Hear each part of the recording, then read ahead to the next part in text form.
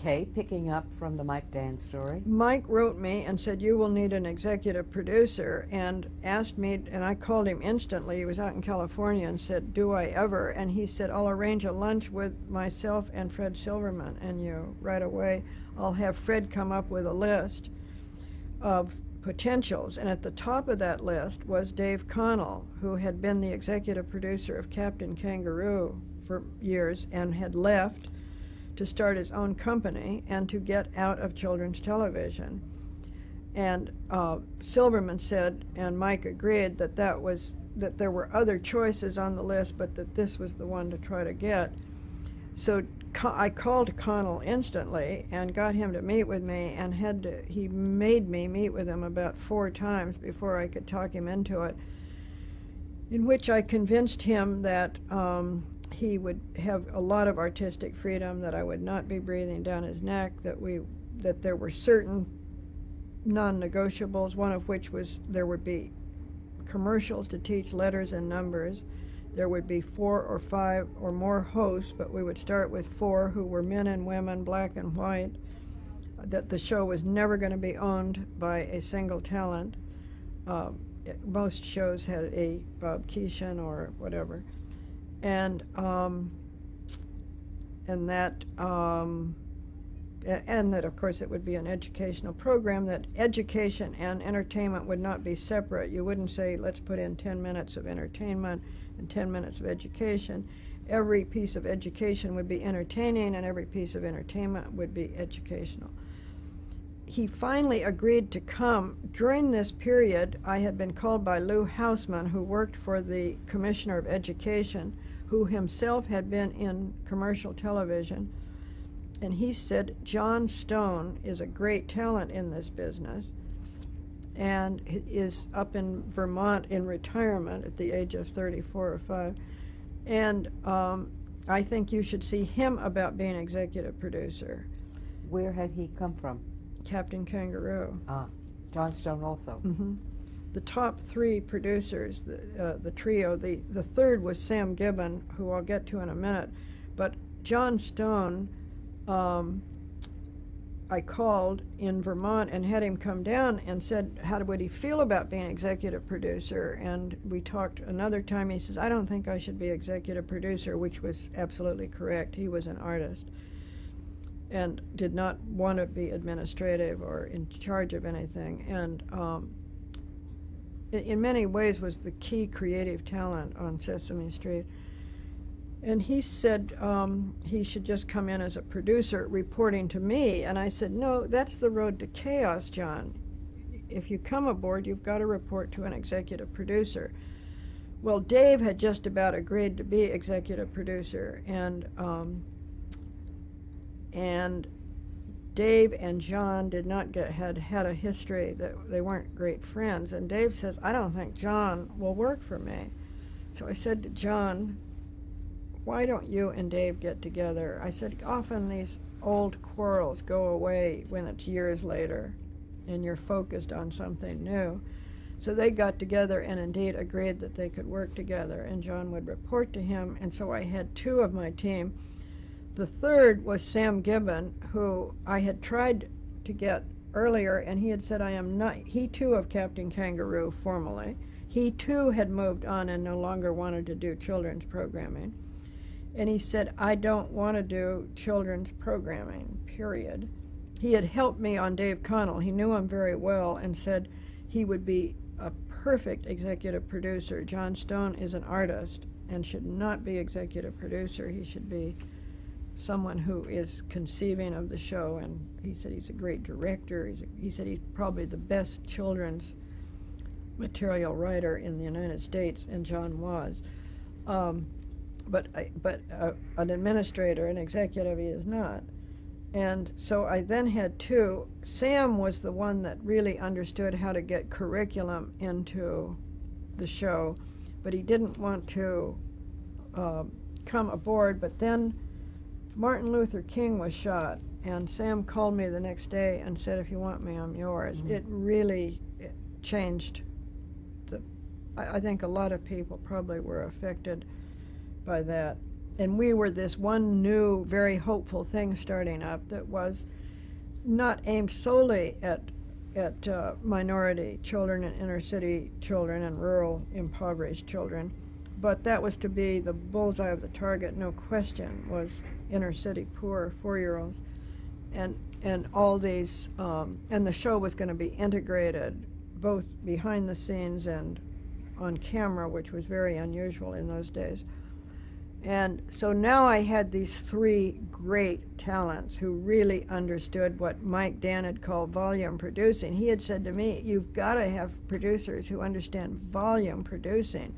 You don't want someone who does great specials. That's what I was thinking of, was to get someone who was a great specials producer to bring that kind of sensibility. He said, no, you've got to have someone who, as Dave Connell says, knows how to run a sausage factory, because that's what you're really doing.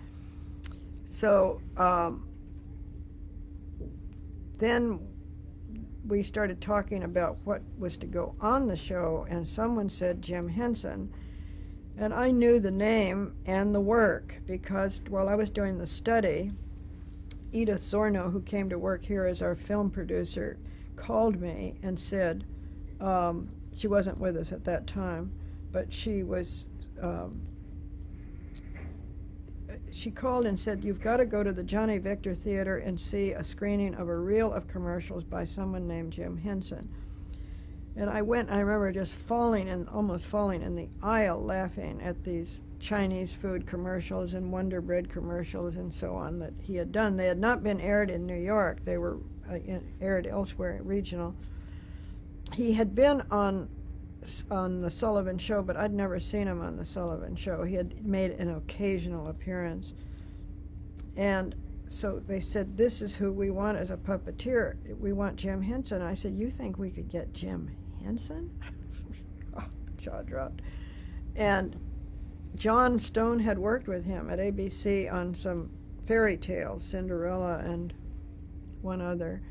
And John said, we can talk to him. And I don't know if all 3 of them approached him, or just John, or John and David, but in any case,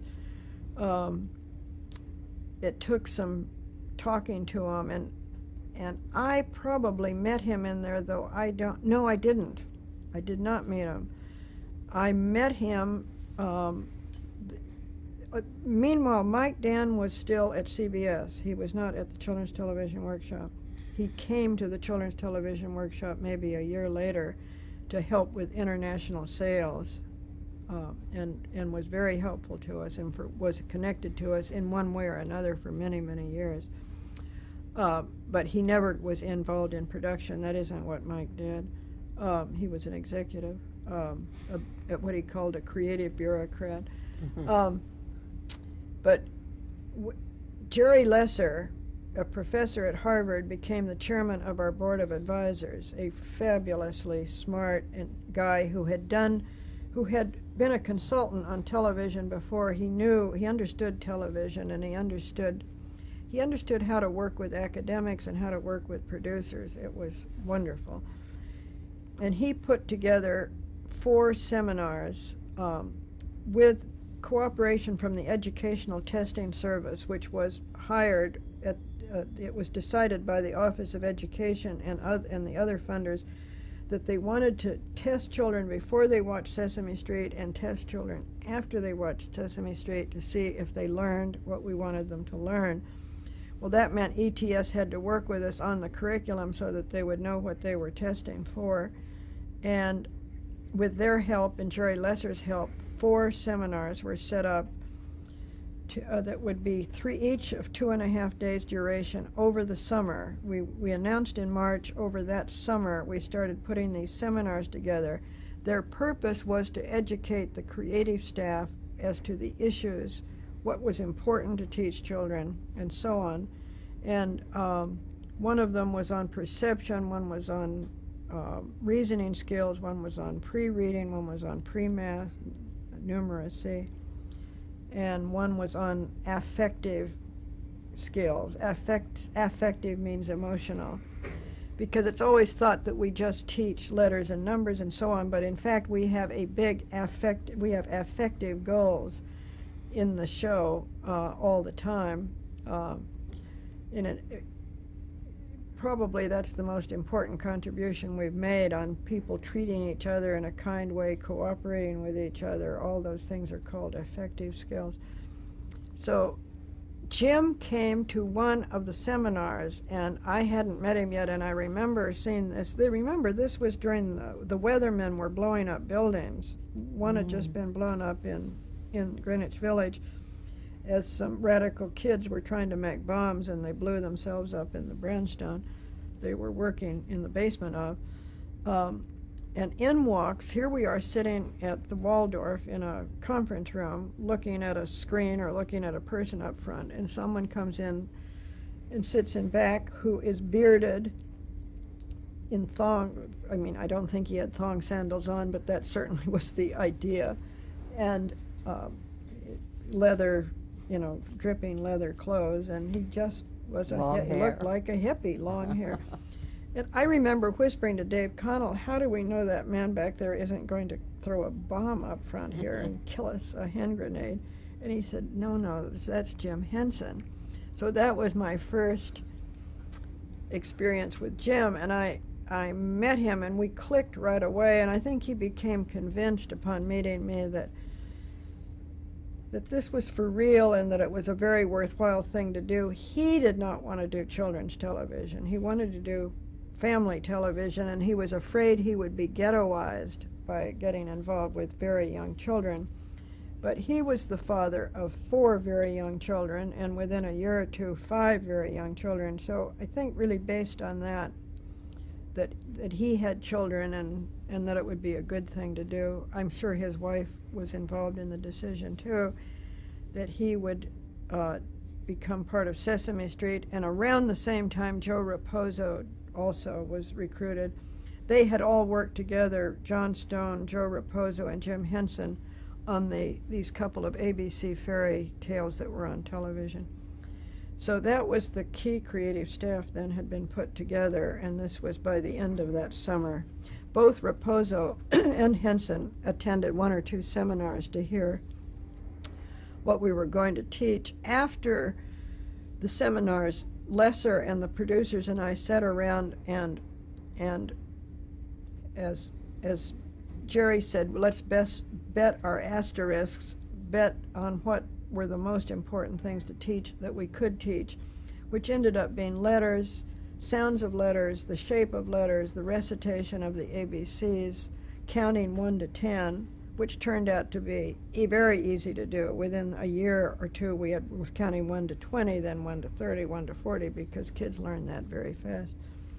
But we didn't know that. I remember Frank Pace, who was chairman of the board of Corporation for Public Broadcasting and had become a funder. Once it was formed, CPB came in as a funder.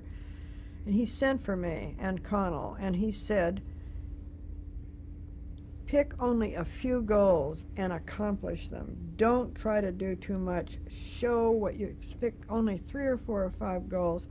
So that's why we narrowed it down to letters and numbers and a very few goals that we knew we could accomplish, vocabulary and certain concepts. And so we spent days, the producers, not Henson and not Raposo. They would always then meet later with the producers, so I was never in very many meetings where they were present. I was meeting with the 3 producers all the time. I got to know Jim pretty well nonetheless, and oddly enough, I don't remember why, but certainly after Sesame Street went on the air, we started meeting a lot about the future, which I can talk about in a minute, but that is later in the story. We began serious work on the show in September and October, and I asked John Stone to get Jim Henson to create what we called a sales film with just a few pieces of animation we'd developed and the Muppets talking about what we were going to do, that I could take out and take to stations all over the country to talk them in to putting on the show at 9 in the morning rather than 8 o'clock. They all wanted to put it on at 8 because almost all of them were paid by schools to air school programming from 9 on. and they didn't want to give up the the 9 o'clock time. And I said, you don't get the show if you don't give up the 9 o'clock. I mean, you cannot put it on against Captain Kangaroo. We are not going to try to harm the only other decent show on the air. I mean, really constructive show. So you didn't like anything else that was going on in children's television?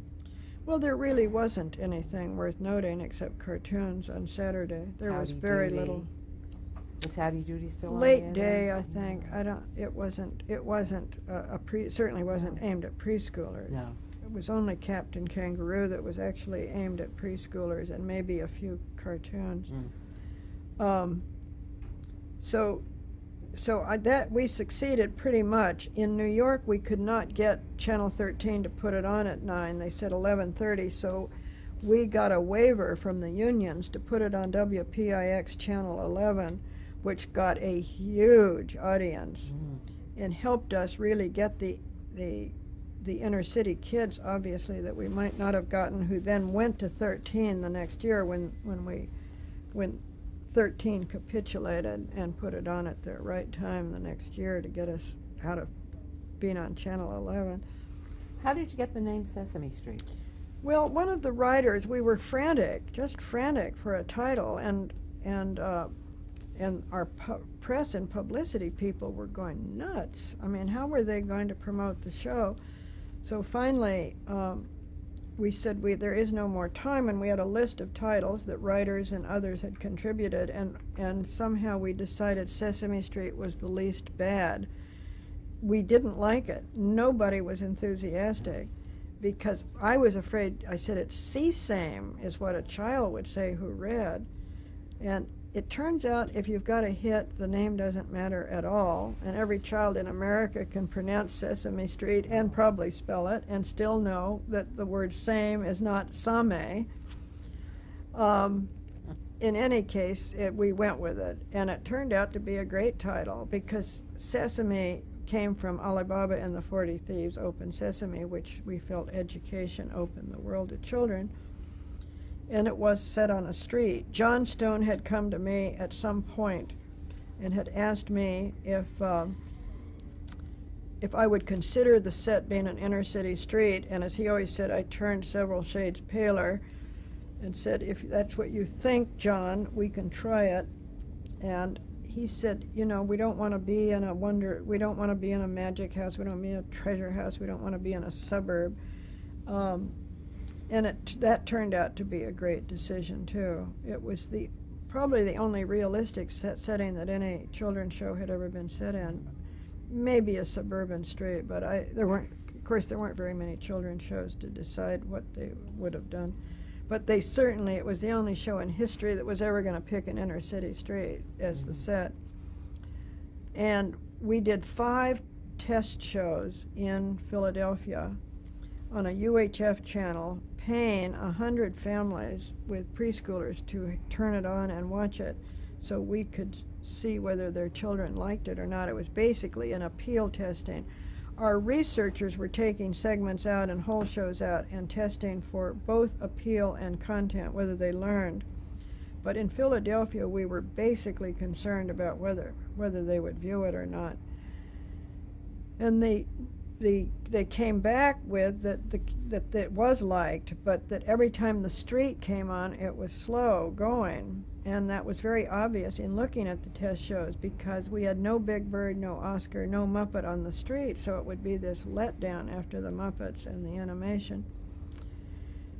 So we had a meeting, and Jim Henson actually started sketching Big Bird, and we have those sketches somewhere of a 9-foot tall bird.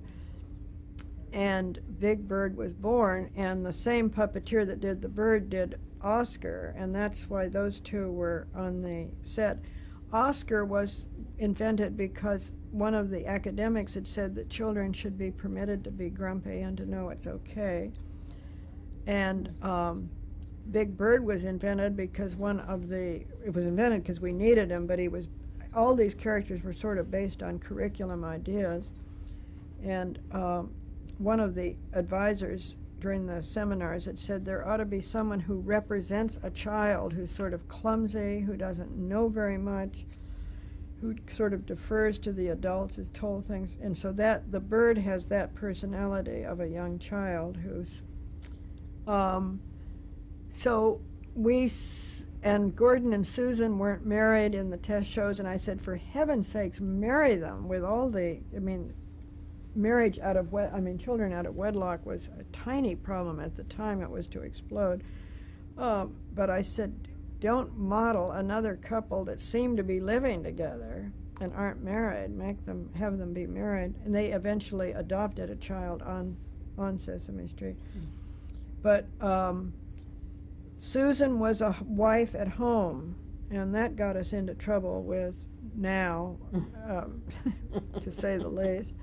It was so politically incorrect, but we had thought it was a nice idea to have a strong black man supporting his wife, but it turned out to be a terrible idea, according to the feminists, and we quickly put her to work as a nurse, which they said, well, that's not a nurse is a woman's profession. I said, fine, that's what she's going to do, because she wouldn't be a brain surgeon after all.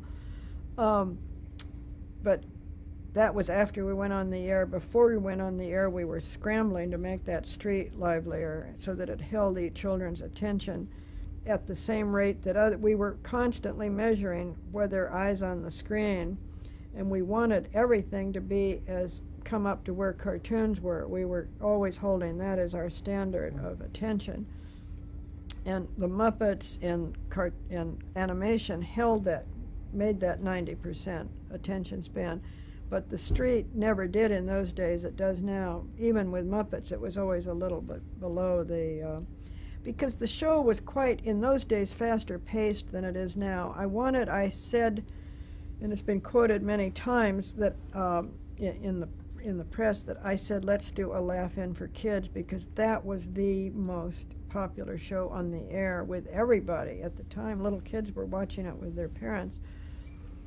And the pace of television was faster. Television has slowed down, and so has Sesame Street. But at the time, this was the late 60s, and it was fast and psychedelic, and we had psychedelic stuff. We were very criticized for a number of the things that we even had Lucy in the Sky with Diamonds sung by somebody, the Muppets, and we had to take that off the air because that turned out to stand for LSD, or at least was thought it did. Yeah.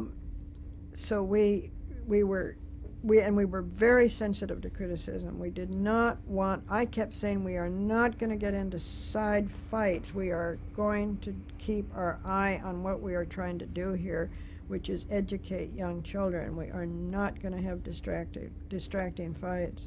How did the ETS testing, the Educational Testing Service, what results did you get from that? They set up 4 sites and pre-tested children at each site. You couldn't do it now because you couldn't find a, quote, clean sample that they could do before the show went on the air. And they gave us the results at the end of X number of weeks. I'm not sure it was the whole season. It may have been a few short of that, but they gave us the results, and the children had learned very well everything we wanted them to learn, both poor children and middle class. It turned out middle class moved faster, and so that there was always that gap, that we brought both poor and middle class up higher than where they were, but we couldn't close the gap because everybody was running faster. But we decided the aim was not to close the gap, rather to get all children above the literacy line so they could go to school and hit the ground running and learn to read, which is the key to education. How important was the music to the show? And I'd like you to tell me a little about the kind of guy Joe Raposo was, where you found him. And well, Joe, I didn't. He was very admired in the business, but I didn't know him nor know his work. But he had worked with John Stone and Jim Henson on these ABC shows.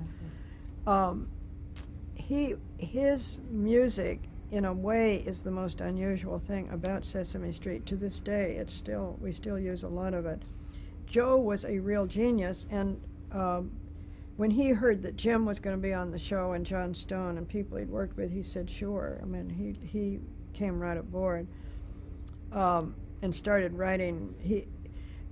Most geniuses I have found are actually produce in abundance. They don't just do something once in a while, and Joe was always producing music in abundance, so that it was just sailing in. I mean, fabulous music for all kinds of purposes. We had films with animals doing things in which a voiceover would be singing songs about the animals. That's all Joe. It's Joe's music, it's Joe's words, and it's Joe's singing, and singing in all different voices.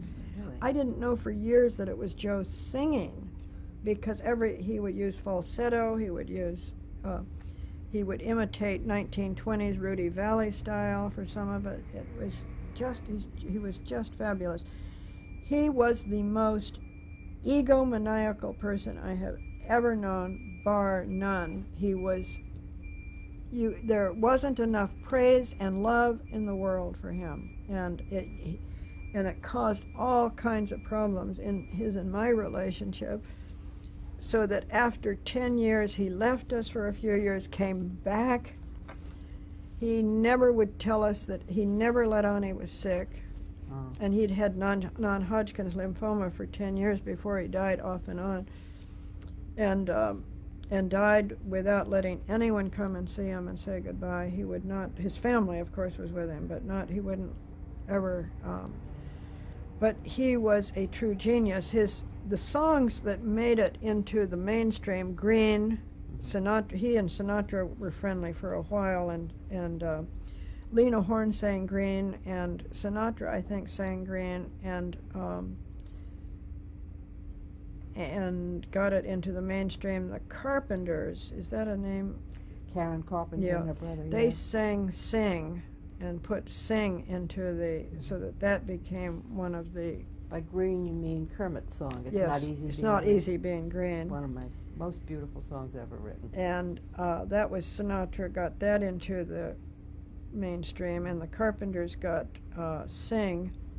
And Barbra Streisand used to sing in her Las Vegas show Somebody Come and Play, which was a darling song, but most of Joe's music from Sesame Street did not get into popular recordings. Only about 3 ever became popular recordings, but he wrote the music for Sesame Street, not the theme, not the words, but for most of our other music, he wrote the music and lyrics. Now other composers are involved, but still Joe's music stands out. You know it right away when you hear it. He was a genuine genius, but he was always, there wasn't enough love in the world for him. Jim was something very different. Jim was not at all difficult, not at all ego-oriented. He knew who he was. He was his own best manager of saying yes or no to any kind of offer. He always knew what was good for him. We had lots of disagreements because once he started he called in about 1972 with a cri de coeur one Saturday, saying, you've destroyed my life, that your show is so successful, why did you have to be so successful? And my worst nightmare has now occurred. I am taken as a children's performer. And I said, Jim, trust me, you are going to break out of this. Something's going to happen. And of course the Muppet Show did. But and I want to get to the rest of that in a moment. But I said, Jim, whatever happens, we must always stay together for the sake of the children. And we did.